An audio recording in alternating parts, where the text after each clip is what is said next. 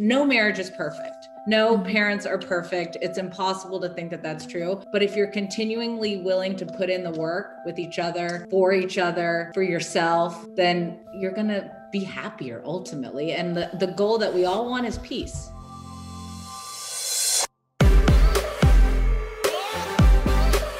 What's up, everybody? Welcome back to Couple Things with Shawn and Andrew, a podcast all about couples and the things they go through. Today we have Teddi Mellencamp and her husband, Edwin Arroyave. I love this conversation because it started out talking about how they met, which was during a one-night stand. That's right. A one-night stand turned into a marriage. And babies. Multiple kids. Yeah, and they're killing it. One of my favorite things about this conversation is how transparent they were about their dating relationship. They said they went through all of the ups and downs in their dating relationship, talking about all the hard conversations and really like going through the marriage stuff before they ever got there. So by the time they got married, they felt like they really knew each other, which I loved. Yeah, they were pretty thoughtful. I enjoyed our conversation. And to give you background on Teddi and Edwin, Teddi Mellencamp is the daughter of musician Shawn Mellencamp, classic rock jammer. Yes. Love his stuff. But she grew up in Indiana. We bonded over that. And then she moved out to Los Angeles when she was 17 to pursue a career in acting. One thing led to another. She ended up being on the TV show, The Real Housewives of Beverly Hills. And then that stint ended, and she's now created her own health and fitness program called All In with Teddi Mellencamp. She talks about that. She talks about her journey, and then also where Edwin falls into that, and also addresses some criticisms that All In has garnered and her thoughts on that and what her response is. And then Edwin is the founder and CEO of a company called Skyline Security, which is an amazing company, is very rapidly growing, and both of them have fantastic careers. Yeah, we talk a lot about how they have figured out their work-life balance, how they figured out raising a family within the spotlight. It was a really good conversation. Yeah, and we will link information on both of them down below. You can check out their social handles, also all the things they're up to. I would like to, well, you were going to say comment of the week? Comment of the week. Yes, let's do that. So let's see. Shawn, Bobby says that their daughter is a couple weeks younger than Drew. And they just had twins 6 weeks ago. Oh my gosh. That's like Andrew's dream. Think about that. No, that's 3 kids under like a year and a half. Yeah. Props to you guys. But she says, you got this. It'll be your new normal, and Drew will be the best big sister. And then I also, one more. Shane says that she appreciates, Shawn, how warm and open you are about pregnancy and life. And I'm with her on that. Thank you. Reminder, we are doing comment of the week. So chime in. We love to hear your feedback. That's why we do it. And if you haven't subscribed to the show and given a rating, please do so on whatever platform. But real quick, before we get started, we have some huge, exciting news. That's right. Couple Things is going on tour, baby. We actually get to meet you guys in person, and it's because we're so excited, because we love you so much. We are going to reward all of you guys with an exclusive pre-sale. Our loyal listeners here on the podcast. You can use code CTL 2022 on any of the ticketing pages and access tickets right now. The pre-sale period ends Thursday for you, this exclusive ticket sale. And then the tickets will be available for everyone else on Friday at 10 a.m. So use that code CTL 2022. We'll link down below where you can pick those up. But we cannot wait to see your faces. And 6 different cities is where we're starting. Yeah. We're starting with 6, and we have plans to do a lot more. Jeez. We'll see you guys there. Check it out. So, without further ado, let's go ahead and roll in this one with Teddi Mellencamp and Edwin Arroyave. Teddi and Edwin, or should I say Edward? I know there's a little, backstory behind that. We can get into it. It was a pleasure to meet you. I want to start out, Teddi. Yes. You may be the only other person that we've had on this show who's from Indiana. I grew up in Indianapolis myself, and I know you were born there. Is that correct? I was born in Bloomington, Indiana. Oh my gosh. Go. Yeah.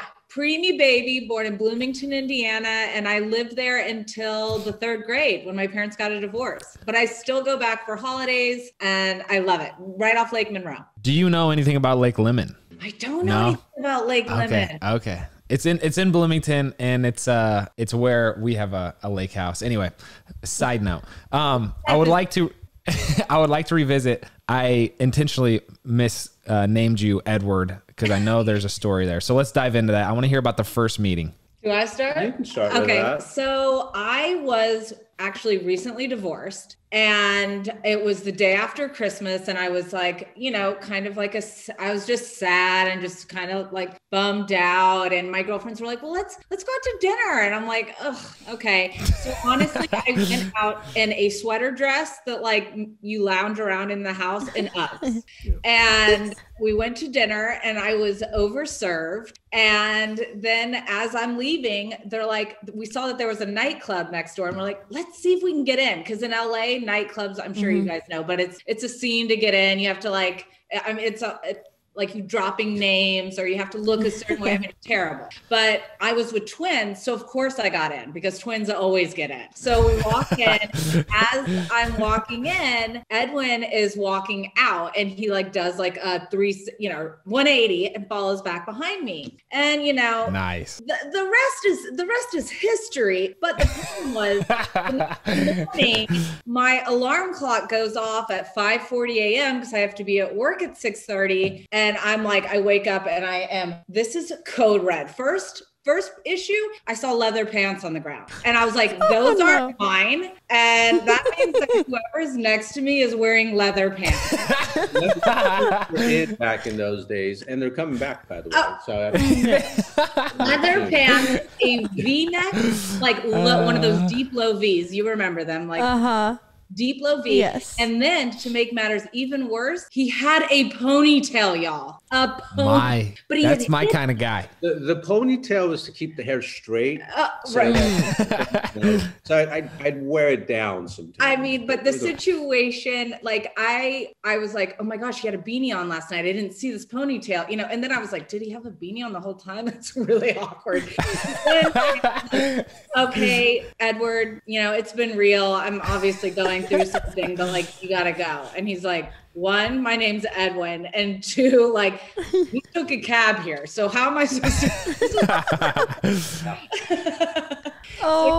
That's how it started. But I really think the fact that like he could take a joke and take the fact that like I didn't know his name. Yeah. Well, what she didn't tell you is that after that, she did give me a ride and she picked up her friend, and the entire time they were just throwing digs at me, digs at my hair. And then Teddi literally told me this. She said, I don't think we hooked up because I'm not into guys like you. I'm into guys with blonde hair and blue eyes. I've never hooked up with someone like you.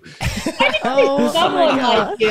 I was like, you're not my type. But then, now he's my type. What a power move, though. A ponytail with a beanie, though, Edwin. Like you said, he had to keep it straight. Exactly. That's a beanie. Obviously, don't you guys do that all the time? Yeah. Yes. I'm doing right now. Yeah. Wait, how did the second date happen? If we started like this. Okay, so we start running out of time because I have to pick up my coworker. At this point, I rode horses for a living. So I'm like, I have to be at the barn. I also have to appear to be like good at my job, riding horses, jumping huge fences. So I'm like, this is all code red. I'm getting late. Victoria's in the car with me. And I'm like, where do you live? And he's like, Woodland Hills. I'm like, where is that? I don't know where that is. Like, I lived in like West Hollywood. And he's like, it's in the valley. I'm like, I don't have time to take you there. I'm driving. Oh my gosh. Starbucks. Yeah. And he's like, Starbucks. How about this? Can I just drop you guys at work and then I'll come pick you up later? And I'm like, take your car? Yes. Okay. So, I mean, you can tell he's a salesman when like I agree to this. Then he texts me, by the way, this is like text on a Razor phone. So like texts take forever. Yeah. And he texts me and he's like, hey, I'm actually going to have a party at my house today because it was the Saturday or whatever. And he's like, so I'm just going to send a car to pick you up. And whoa. But then where's your car at this point? At his house. This is either like super creepy or super strategic. Yeah, Teddi. Don't worry. Maybe not wise choices, but. It does stop here. So then I have a full day of riding horses. Victoria and I now are in the car that Edwin has sent. And he's like, you'll know the house, the one without the address. And I'm like, now this is even sketchier. He's probably stolen my car. Lives in a trailer. Field. Yeah, like knows where we're going right now. I'm like, Victoria, you have to come. She's like, how did I get sucked into your one night stand? That's disaster. I'm like, because it's my first one. We got to do this. Wow. And we get there and I go in, there's a huge rager. Like, I'm like, this is a situation. Then I go. It was a hangout. There was a lot of people there, and there was girls wearing bathing suits with platform shoes. That's all I'm going to say about it. Okay. Yeah. Yeah. You get the scene. For sure. And so then I look on the fridge and there's an ultrasound picture, and I'm like, oh my God. This is wild. My version of the story, it was the day after Christmas, and I was staying home, and then my friend came from Vegas, and he's like, we got to go out. I'm like, dude, nobody goes out the day after Christmas.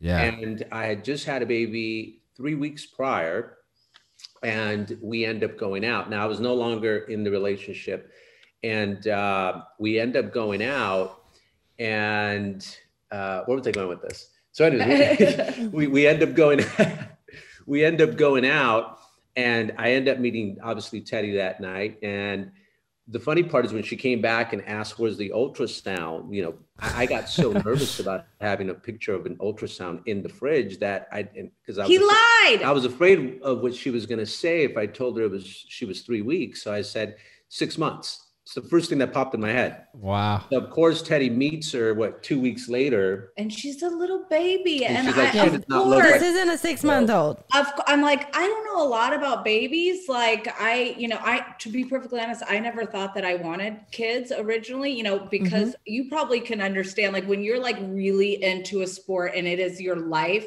it was really hard for me to wrap my head around what life would be outside of that. And it was my complete identity. And it was almost like an addiction to winning that I like didn't even know that I had. So I didn't know that I even had like a motherly instinct or anything. And then the second I met his daughter, who he told me was 6 months old, who was actually 6 weeks old, that's when I actually was like, okay, I'm going to start taking this guy seriously. And like, he apologized. And that's, we may have not started on the strongest ground, but we've spent the last 12 years working on it. And it's really become such an amazing thing. And I'm so like, they both changed my life. So did you guys kind of air out all the, the luggage pretty quickly?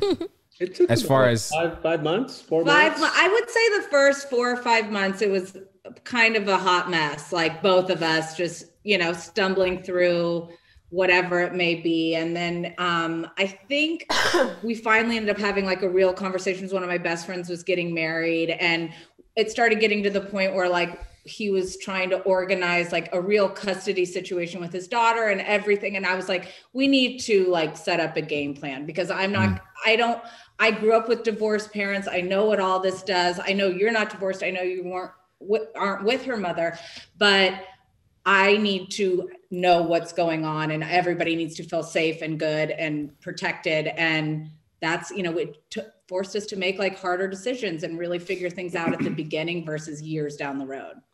Within that conversation, how do you even begin that conversation? Because you're coming from a divorced family. So you have, quote unquote, your baggage, and then you're technically going into a relationship, becoming a mom immediately in some sense of the word, even before you're married. How do you bring up that conversation of what are we doing? Does that make sense? I think neither of us really grew up in like a traditional, family life. So we didn't really know. And where we really connect is both of us align in the fact of we want to be good parents to our kids, and we want to be there for them 100%. So we want to be able to have fun. We want to be able to, instill the same value, our core values to be the same. So regardless of where we were, in our lives and how messy we may have been at the beginning, our core values were the same. So that's really just what we had to talk through. Like, this is where I start, and then because we got serious so fast, he would say things like, well, let's just have a baby. And I was like, well, where I stand is I will not have a baby without being married. Love you. We're moving right along, but like, it's not happening with me that way. So it just, I thought you were going to say, I will not have a baby with a guy who has a ponytail, but he ended up cutting it. But then of course, when he joined Housewives, he grew it back out again. I'm like, really, of all times. So it's okay. He had a ponytail for the birth of our first kid, and it was horrendous. I've never have heard better this hair than I opinion do, before. though. I also had dreadlocks, which is not. I was not a part of that one. That was not, a the part highlight of of. Can we please do a who wore it best with both of your ponies? Yes. Yes. I have to say the video that you guys posted on your Insta story of your daughter trying on all your sports bras, I was crying laughing. That was so good. It's like her thing right now. And she knows, like, she goes directly to that drawer and she'll put on every single one. And then she'll get them all on. And then she looks at me and says, help. And I'm like, okay, you did this to yourself. I mean, she does a better job putting them on than I do. Same. Hold on. I do on a parenting side note. I'm curious. Dove is how old now? 14 months. Yeah, 14 months. So I saw that she was having a tough time sleeping because molars. Yeah. I think we're going through the same thing because Drew has been it's been tough this past week. Yeah. What do you have any tips is what I'm asking.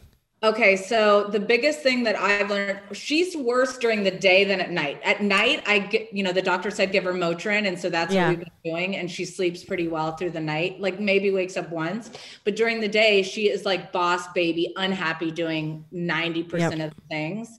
So the biggest thing that I was told, which now I tried today and she was obsessed, was a frozen ice pop or a frozen banana. So it's something they want to suck on because Dove doesn't want to hold on to like the plastic things or whatever they are that get frozen. She doesn't like putting that in her mouth, but if it's sweet, she'll do it.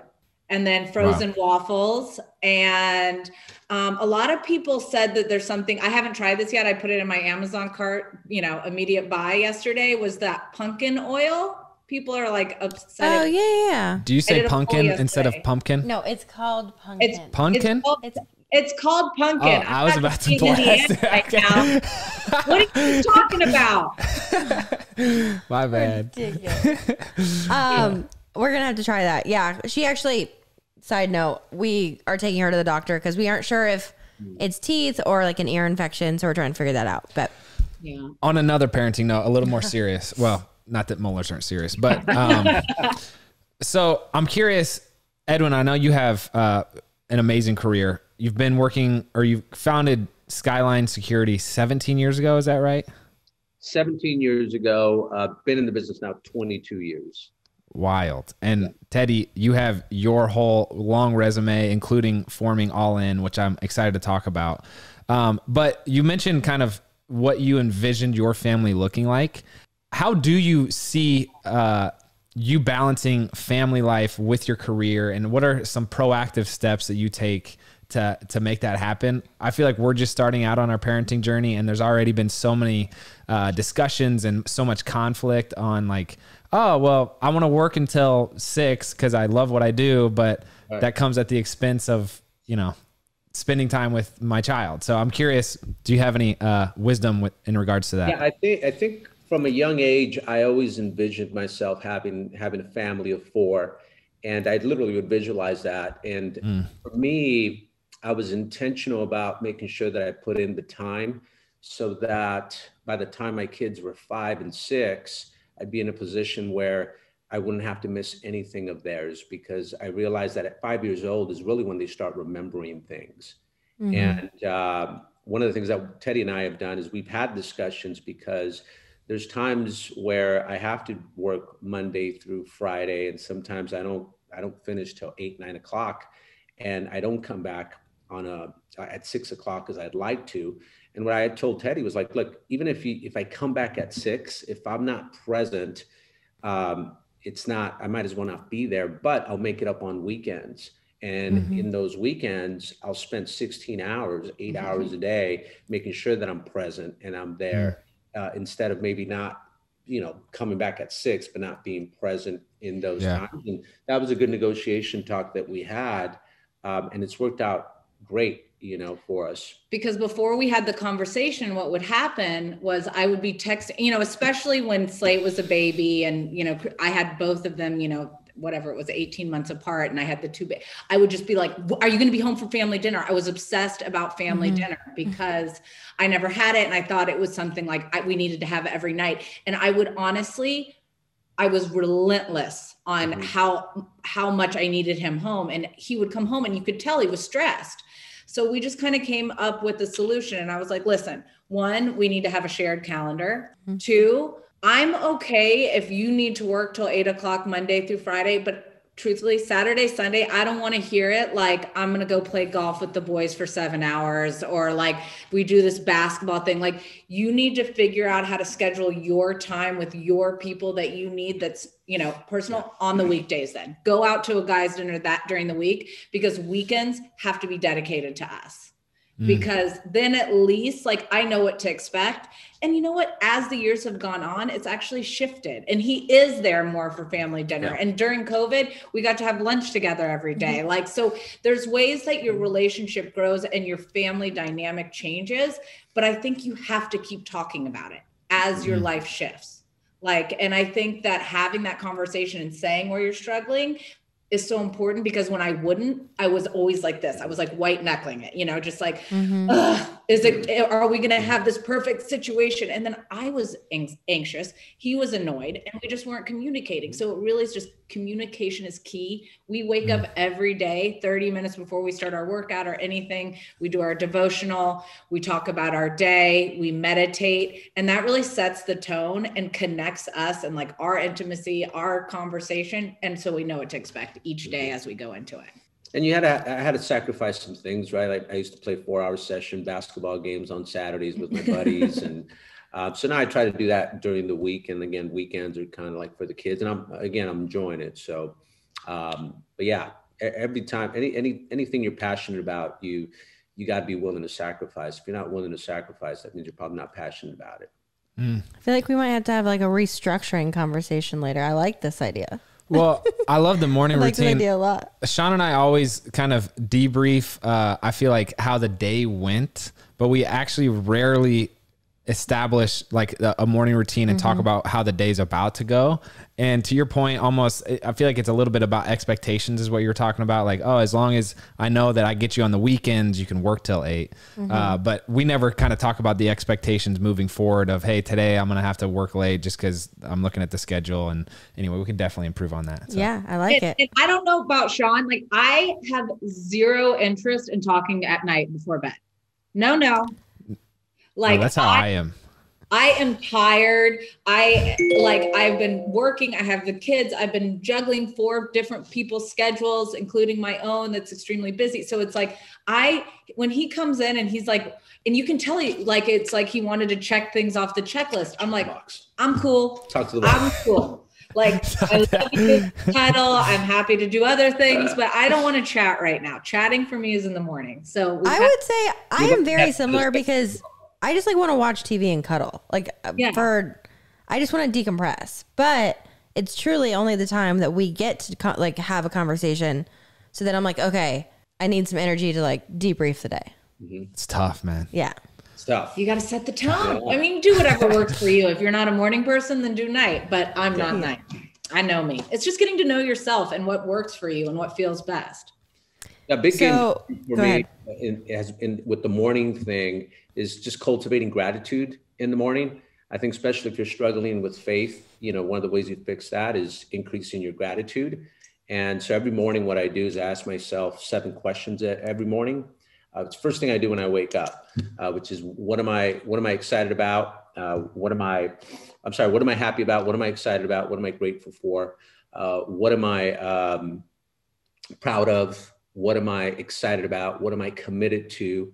And what do I love? Who do I love? And then the sub question of that is, what about it makes me feel that way? And the great thing about those questions is, well, first of all, the first thing most people do when they wake up is they worry, right? So the last thing you want to do is pick up your phone and look at Instagram, because it's just going to make you even worse about worrying and how everybody's got a better life than you, right? But for instance, I remember one time I'm asking myself these questions. Is my wife asked me, "Can you get me some coffee?" As I'm asking myself these questions, so I of course say, "No, I'm busy. I got to go."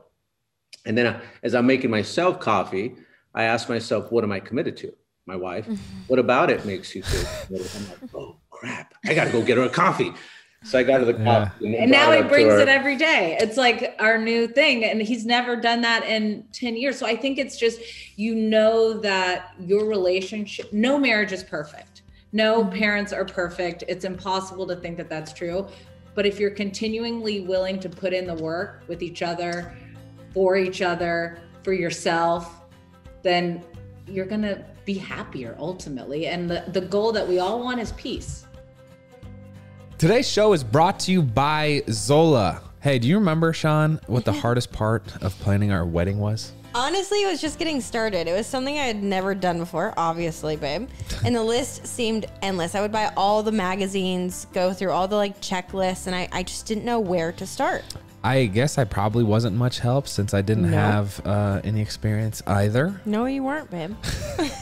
But that's why I'm thankful. I came across Zola, and Zola made everything so easy. It made wedding planning easier than all the magazines tried to list out. Yeah. It made it less stressful by creating everything couples need all in one place. So wedding vendors, save the dates, invitations, free websites, registry.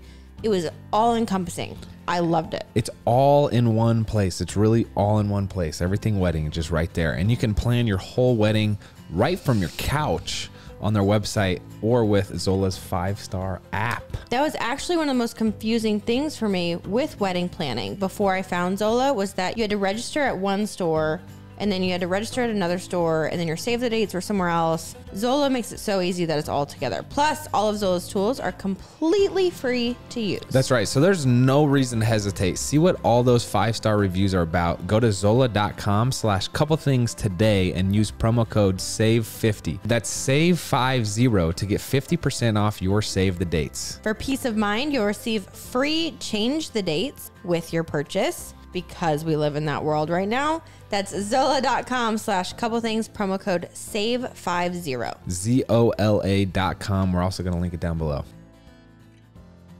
Edwin, I know you talk about faith quite a bit on your Instagram. I'm curious, from a devotional standpoint, I found that, especially when COVID hit, Shawn and I used to have daily talking prompts based off of kind of the news. And then it turned dark. It was so crisis oriented every single day. So we've done a devotional, and it's been so nice to kind of have a faith-based topic of discussion where we actually get to discover, learn about each other. Do you have any tips on a devotion that you love or recommendations on that? So what's ours called? It's I'm gonna grab it real quick. In addition to that one, that's more of a couple one.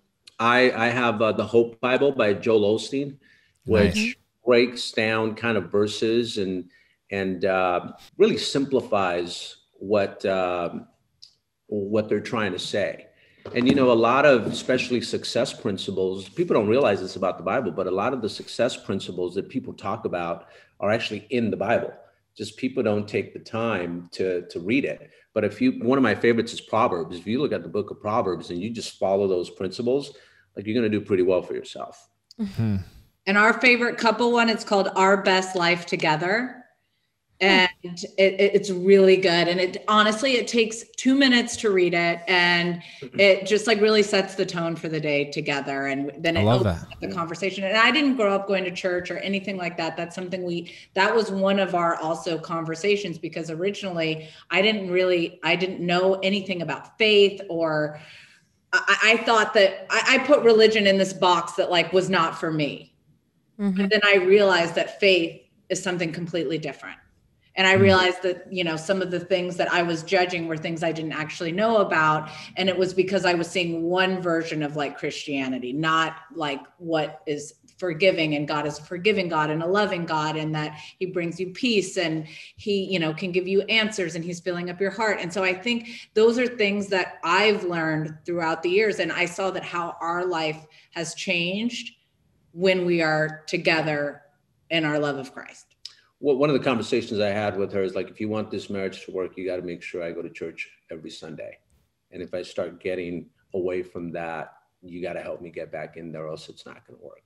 And she's been great, especially at the beginning, because I knew basically a little bit of my weaknesses and stuff. So I knew that I needed to make sure that my faith was the number one thing in my life. It's a really like self-aware Yeah. thing to ask from your spouse. Yeah. It usually takes a lot of people a very, very long time to come to a conclusion where they can say, here are my weaknesses and I need to do this to like protect us. But the fact that you said that early on is really, really cool.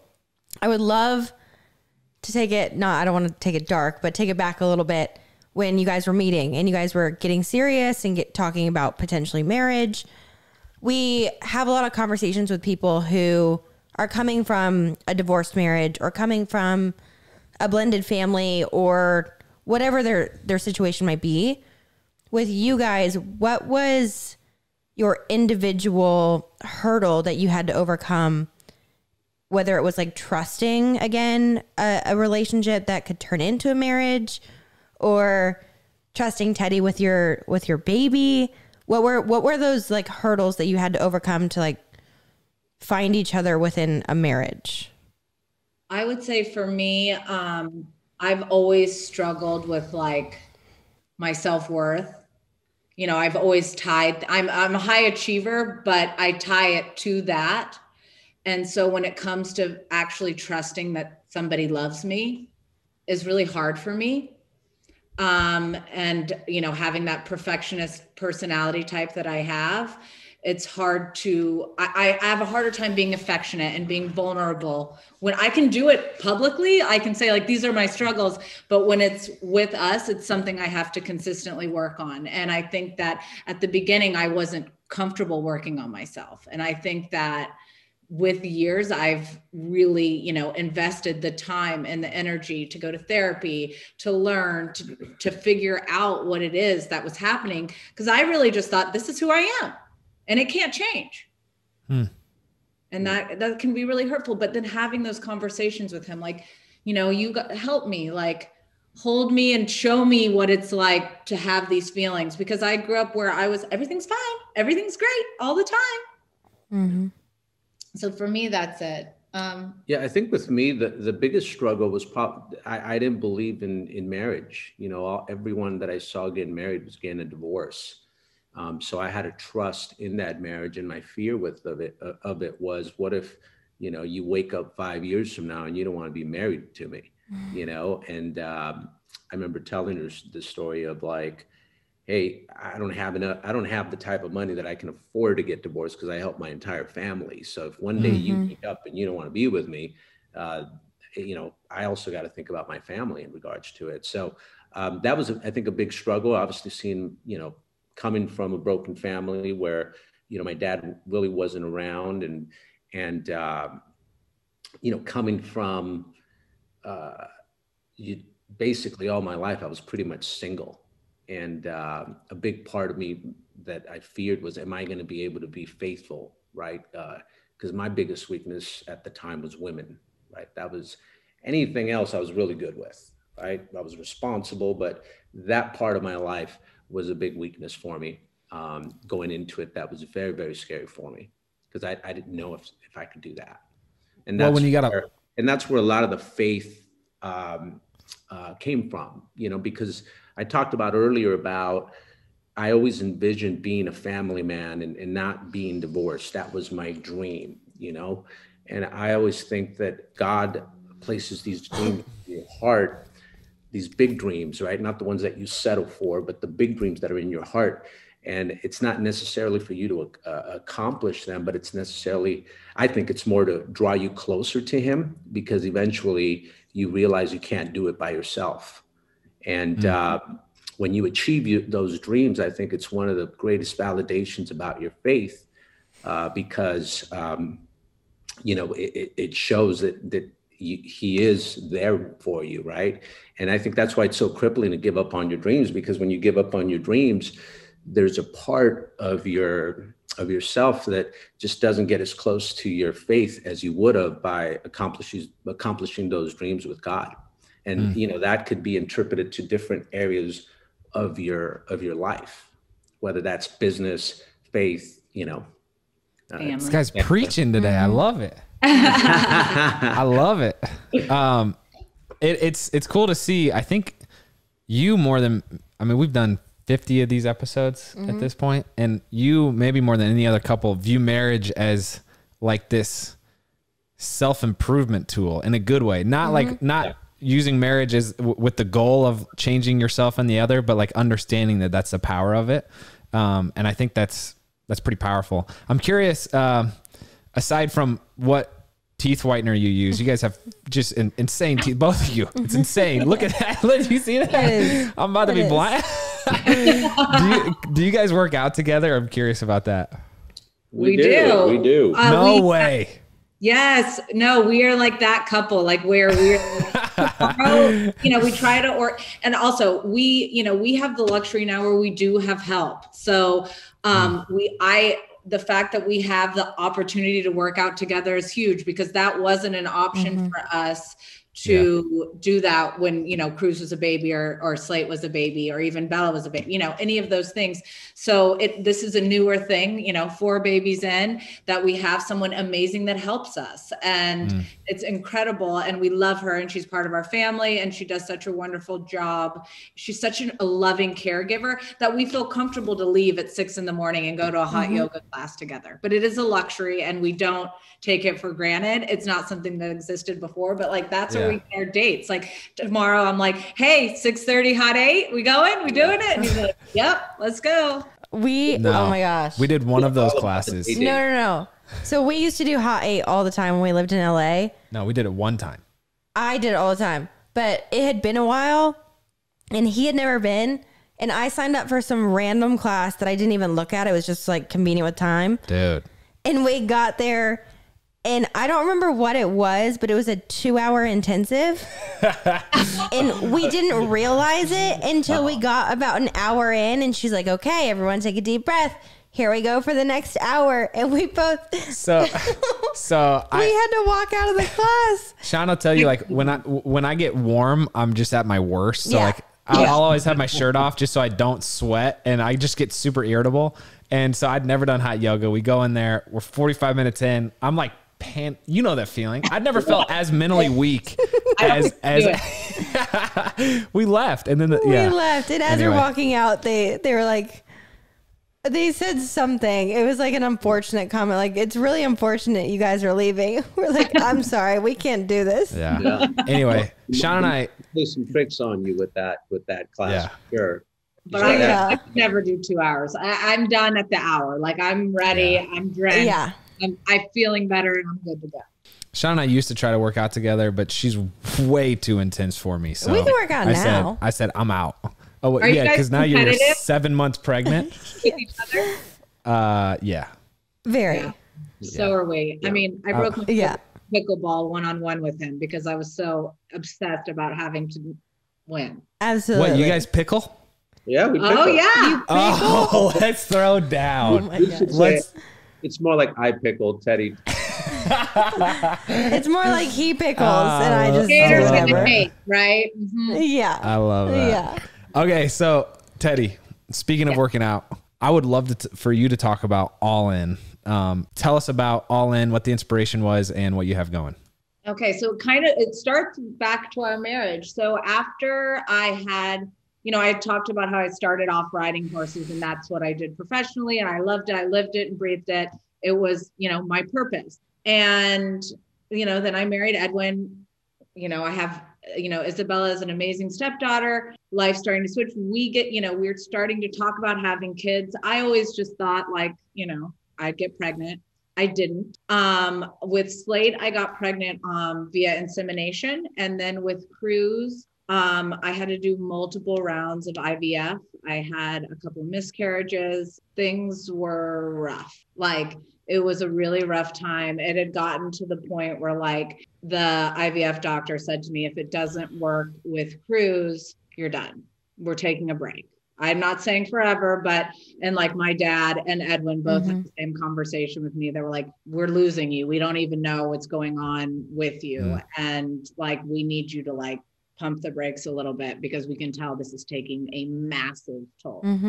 And then I got pregnant with Cruz, and I had always had a weird relationship when it came to my body image because of riding horses. And I never was learned or given the information on how to even eat properly. Like growing up, I lived off like Diet Dr. Pepper and string cheese. And like, that was it. And then, you know, like, you got to look good in these beige skin tight pants. And that's, you know, so I didn't know. And then, so I was always, you know, not conscious of it growing up. I just didn't take care of myself. And then I moved out to Los Angeles and I gained a bunch of weight and then lost it, not doing some weird, crazy fad diets. And then after cruise, I realized like some of my old feelings were coming back where I was like gaining a bunch of weight post baby. And I had gotten some postpartum, like really bad anxiety. And it had gotten to the point where like Edwin would come home from work and I would look to him to validate my day, to validate my life, to validate me. I wasn't looking to myself. I was looking to him, which you never want to. You want to create your own self-worth. You want to believe in yourself. You want to take action. And I'd gotten to that point where misery loves company.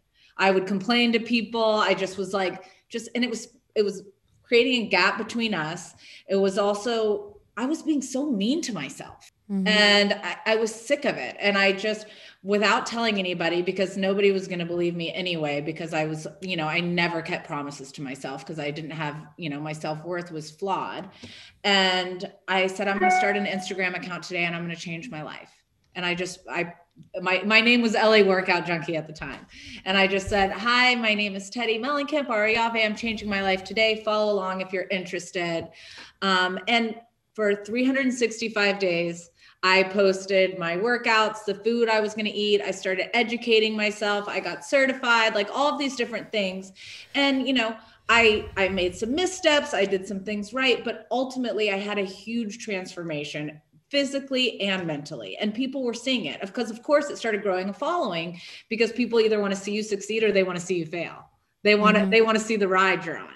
So, but what Instagram was doing for me was it was holding me accountable. I was actually keeping promises to myself. Now, all of a sudden I trust myself. Now, all of a sudden I realize like I can tell myself I'm going to do something and actually do it.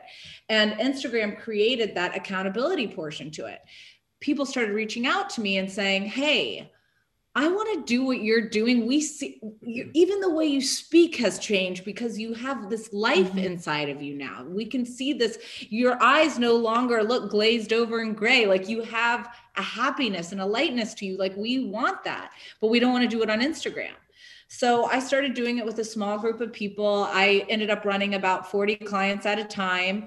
And I had a very small mindset when it came to being an entrepreneur. Like I was like, listen, I just like helping people and I don't need to scale. And it had gotten to the point where I was like, okay, I can't do anymore. And I was, you know, getting more and more inquiries. So then I decided what I was going to do was only promote people from within. So of course I get Housewives at this point, you know, the business is doing well and people are trying to buy my company. They're saying that I have this platform to speak on it. And they're saying, okay, great. You know, hire all these personal trainers from around LA and let's blow it all out. And like, you could be making millions and millions and millions. And I was like, no, absolutely not. Because I would never trust somebody. I would never open up to somebody that hasn't felt the struggle. So every single one of our coaches practices what they preach. There's now, you know, over 40 of us coaches. We've changed over 20,000 lives. We hold you accountable to your health and fitness goals. And I mean, it is not only do I love it so much and it gives me that feeling of like, wow, this person is feeling better because yeah, it may start off looking like weight loss, but it's so much more. It is about showing up and finally asking that boss for a raise. It's about leaving that cheating husband or, you know, having that conversation. It's about, you know, being able to feel comfortable in your own skin and hang out with your family and do the things that you want to do that you've been hiding from because you're not taking care of yourself.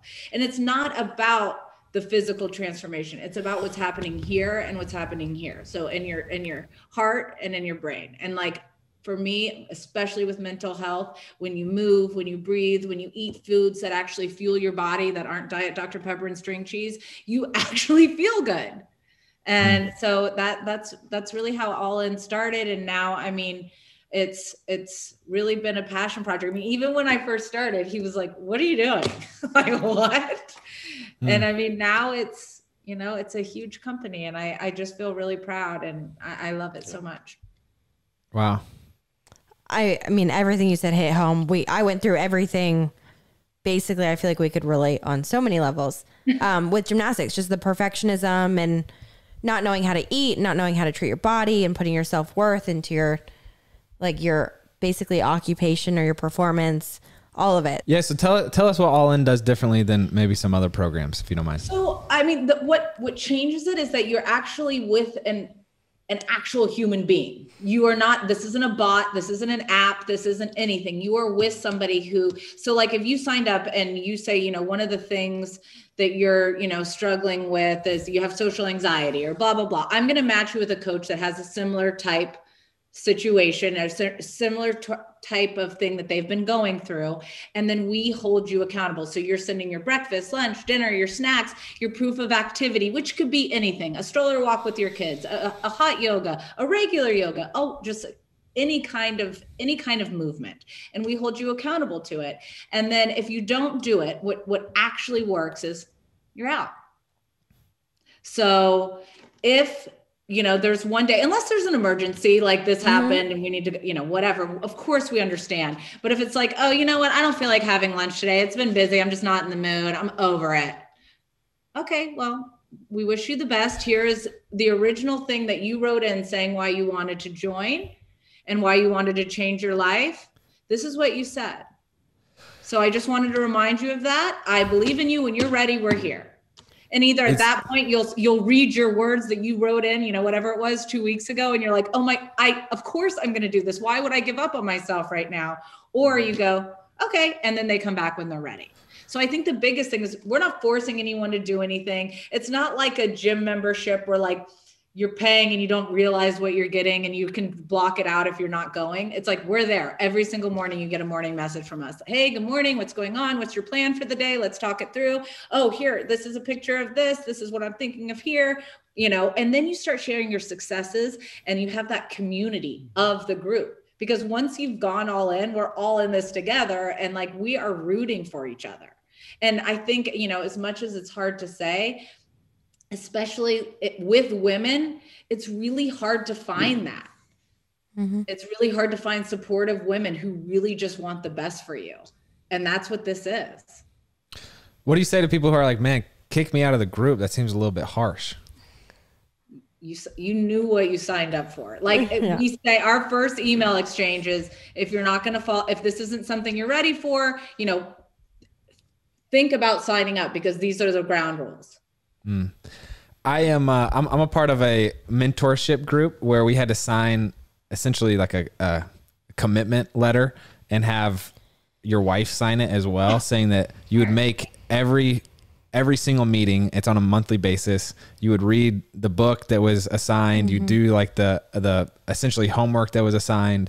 And if you didn't, you'd be kicked out. Yeah. And it's interesting. Like, we've had so many discussions based off of that level, like just the commitment mechanism of, gosh, it's ridiculous. Like I was playing in the NFL and I had to fly back from practice. I had to miss a day of practice, fly back in order to make one of these meetings. And it was like, this seems so stupid. But then once you actually like, you know, dive in all the way and do what you said you were going to do, it's an interesting effect that like, oh, what if I committed to everything in my life like this? What if I like challenge myself to actually show up each day to the gym like I said I would, or show up and do my devotion? And it's just like, I don't know, I think having something at stake is an interesting methodology. So yeah, and if you invest in yourself, if you have skin in the game, so like you've paid for 2 weeks, you're there hearing from us, you know, we're your concierge health coach, you know, like we are there, we're accountability. We are there to hold you accountable.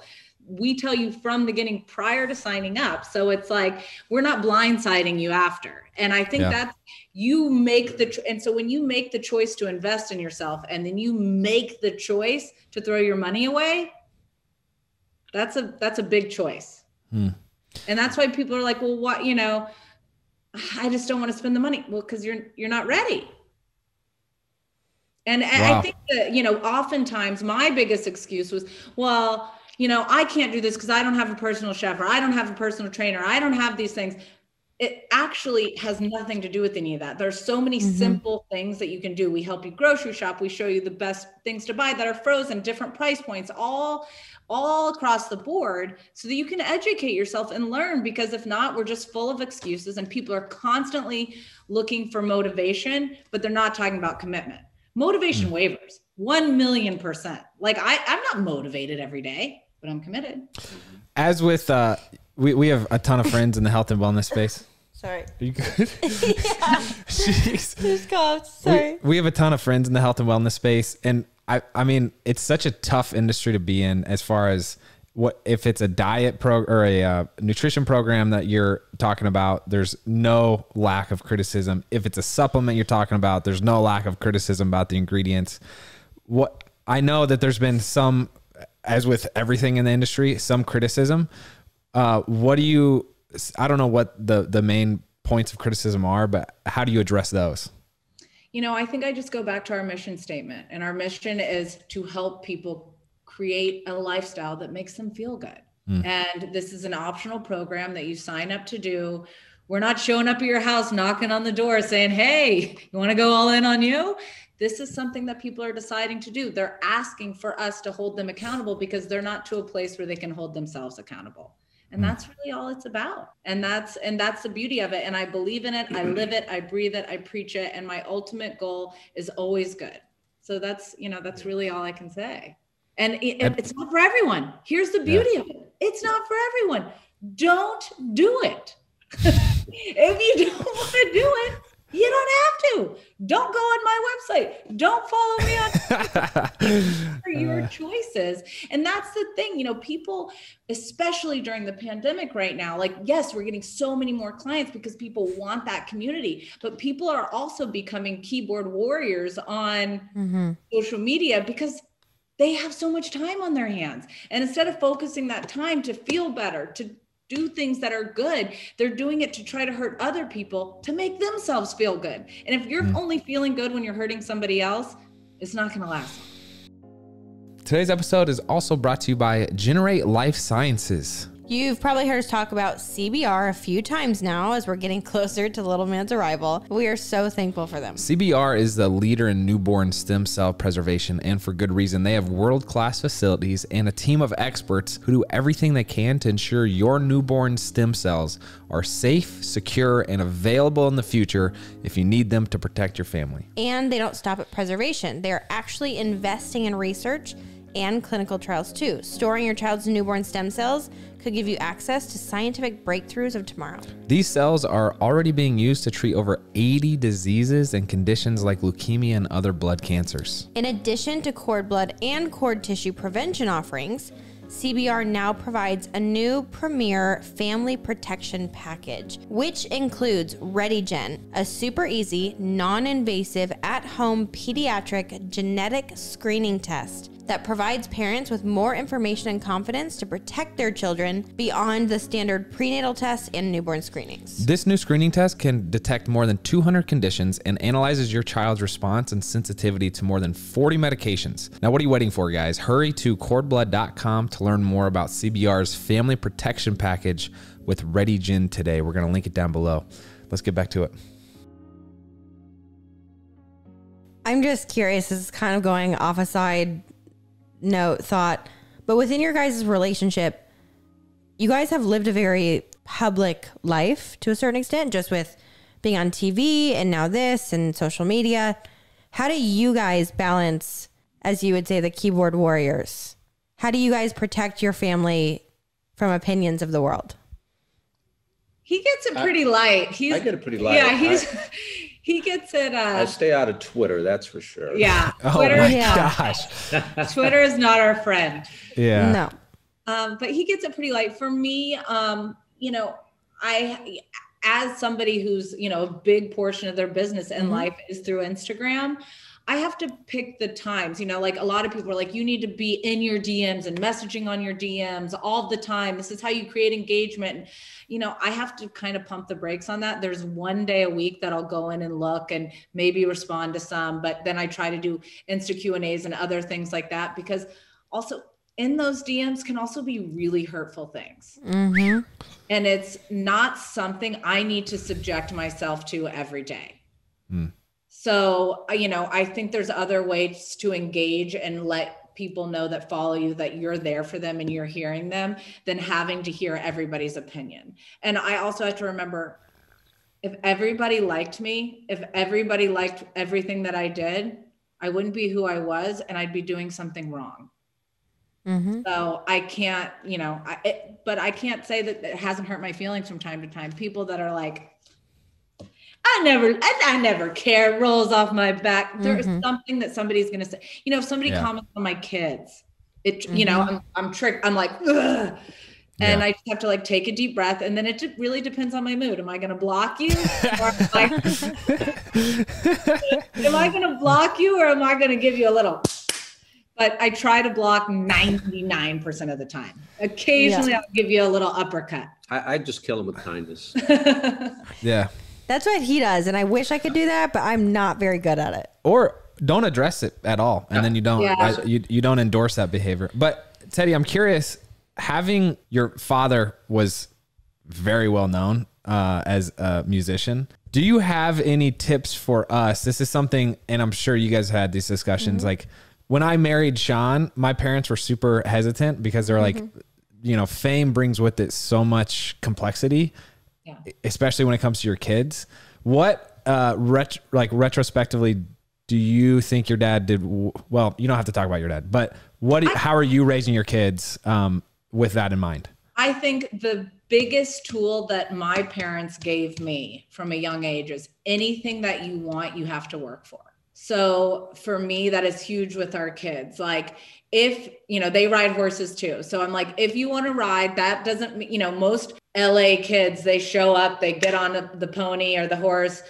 They don't tack it up. They don't know how to take care of it. They don't know how to do anything. They ride it. They have their 1 hour lesson and they peace out. With my kids, I'm like, no, you're getting there early. We're getting them ready. You're helping do everything. You're learning the parts of the horse. You're going to, then afterwards, you're going to learn how to clean poop. Then you're going to give them a bath. You're going to do all of those aspects are important, you know, regardless if it's making your bed or doing your chores, or not chores you get paid to do. You're doing the things that you have to do to take care of yourself and to also elevate forward. And I think that's really the biggest thing that my parents did for me is, like, when I moved out here at 17, they said, listen, if you're not going to college, that's fine. But like, we're not paying for you to live out there. So you got to figure it out. So I got 2 jobs. I worked really hard. I figured it out. And because of that, I've worked really hard almost every day of my life, because that's what I believe in. And I think it's the same thing with our kids. Like, we want them to know that we believe in like a strong work ethic, and talking to them. Like, some days, if I know my work is going to be really busy, I tell them like, hey guys, mommy's day is really busy today. I love you so much, but I need you to know that like mommy's work. And I need you to know it's not about you. And I got you tomorrow. Like, it's all, you know, game time on tomorrow. So it's just having those conversations so that they have a healthy relationship with work, with life, with, you know, knowing that some days are going to be more skewed time towards work. Some days are going to be more skewed towards family. Some days mommy's going to want to hang out with her friends. You got to just have all the conversation. So I think that's huge. That's good. Edwin, how was your experience on reality TV? I try to stay out as much of it as possible. You know, the husbands, you know, at least for me, I realized very quickly that they didn't really care about me. They care about the lady. And if I try to make a scene, it's not probably going to go well for me. So I try to stay away from it. I mean, there's obviously the perks of it. Like, we got to do some pretty cool stuff with the family. It helped the business quite a bit, you know, in that it exposed it in regards to the success that we've had over the years that I didn't necessarily want to, show people. But whenever you can have third-party verification do it for you, it's always a good thing. So, are you talking about one of Inc.'s fastest growing private companies in America for 3 years in a row? Is that the type of success you're alluding to? Well done. Yeah, seriously, that's amazing. Yeah, no, thank you. Yeah, it's been a good run. Yeah. You guys truly seem, I don't want to say to have figured it out, because I don't feel like that's possible within a marriage. But you guys have really good boundaries and foundations and experiences that I think a lot of people will benefit from listening to. If you were to sum up the past 12 years you guys have known each other, from when you met each other to now your beautiful 4 babies. I asked this in the last interview and I'm actually curious. What's the one piece of advice you would give your children about relationships? I'd say for me, the first thing that comes to mind is patience, right? Teddy's been great with that. I don't know how great I've been. I think I've been okay. But Teddy's patience has just been, I mean, there's many times where this marriage probably could have ended. And she was patient. She knew kind of the struggles I was going through. And I think she knew my heart, you know, and at the end of the day, you know, it's a progress. And I just, you know, I think back, you know, how close we came really close to separating. And you know, sometimes you got to go through it's just like anything. Anytime you go through some struggles, you're going to come out better because of it. And I've, you know, I'm the happiest I've ever been. I probably have the most love, joy, and peace that I've ever had in my life. And, you know, Teddy's a big reason because of that. And I think I tell my kids to, you know, make sure that that person's got that heart of love. I mean, we try to instill that every day with our kids. We watch Superbook all the time together. And really what God is God is love. And if you have love in your heart, you're going to want to serve people first. You're going to have abundance in your heart. And wait, Superbook? Yeah, Superbook. Yeah, it's for kids. It's I've never heard of it. It's like VeggieTales? Animated stories of like animated Bible VeggieTales. Oh, dang. But, yeah, that's been huge for us and the kids, and then them just understanding the importance of kind of serving first. And you know, when you serve people first, you're going to influence people. When you influence, you could lead them, and then you could make some positive impact in this world. Yeah, I mean, patience, of course, is my strong suit. No, just kidding. But no, for me, I mean, a big portion is laughter. Sometimes we get so caught up in our life and our things. It's like, we need to remember to laugh. Like, we like each other. We actually can't, you know, even we're laughing at or with, it doesn't matter. Like, we need to constantly remind each other that like, we're not just like business associates. This is our life. So we got to laugh. We got to have fun. That's huge. And communication. It is the biggest thing. You know, I think at the beginning when we were in that struggle, it was because we weren't communicating. We weren't saying what we needed. What do I need in order to be with you? What do you need? What is it that's missing? And do things, constantly try new things. I mean, like, even something as silly as doing like the 5 love languages. Learn what yours is. I would have had no idea that mine was words of affirmation. I thought mine was quality time. No, it's words of affirmation. His is acts of service. I hate doing acts of service when it comes to, you know, I'm like, oh my gosh, but now I do it because I know that's how he feels love. I'm like, all right, I'll put his lunch together. It'll make him feel special. Here we go. But it's things that you learn when you actually do the work to learn and grow together versus, you know, avoid and grow apart. And I think that that's the beauty of it. We are learning and growing together versus avoiding and growing apart. I love that. I love how you phrase that. Doing something as silly as the 5 love languages. Like I feel like there is so many times where, oh, we could do this devotional, or we could have this discussion, or we could go to the zoo, or whatever it is. It's like, you could write it off as silly, or be like, you know what, why not? Like, this could draw us closer. I could learn about myself and learn about you. I like how you phrase that. I will agree with Shawn in saying that it seems like, you know, you guys do have a lot of things figured out, except for one thing, and that's how to beat Shawn and I in pickleball. So here's what I'm proposing. Here's what I'm saying. When next time we're out in LA, we're gonna meet up. We'll have a pickleball extravaganza. Okay. Best 2 out of 3 games. The winner treats the other person to the dinner at the restaurant of their choice. I'm just going to throw that out there. Love it. Done. What's your favorite LA restaurant, guys? Right now, all I want is sushi since I can't have it. So she's saying, yes. We'll have it in honor today for lunch. Okay. Thank you. Wait, what's your favorite restaurant? Well, his is Katana. I love Craig. Okay. And I also, what else do I love? I love Chiconi's.